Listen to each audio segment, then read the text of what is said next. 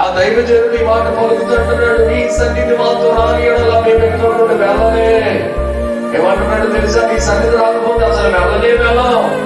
సన్నిధి అంటే రెగ్యులర్ షెడ్డే కదా, సన్నిధి అంటే మందిరమే కదా, సన్నిధి అంటే మనం అందరం కూర్చునే ప్రదేశమే కదా, సన్నిధి అంటే మామూలుగా నివసించే ప్రాంతమే కదా అని మీరు అనుకుంటారు. అందుకని ప్రాముఖ్యంగా చెప్తున్నాడు దేవుడు. సన్నిధి అంటే మనం నివసించే ప్రాంతమే కాదు, సన్నిధి అంటే మనం వేసుకున్న షెడ్డే కాదు, సన్నిధి అంటే ఇక్కడ నివసిస్తున్న దేవుని మహిమ. దేవునికి స్తోత్రం కలుగును గాక. హల్లెలూయా.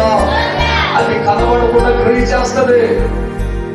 ఒక ప్రసంగానికి వెళ్ళి పాస్టర్ లాగే ఒక పెద్ద మీటింగ్ లో కూర్చున్నారట. కూర్చొని వస్తాడు. చూస్తూ ఉంటే అందరూ చూసిన తర్వాత పిలిచి ఆ పాస్టర్ పిలిచాడట, అబ్బాయి మీటింగ్ బాగుంది, చాలా మంది పాల్గొచ్చారు, కానీ ఇక్కడ దేవుని సన్నిధి జరిగింది లేదని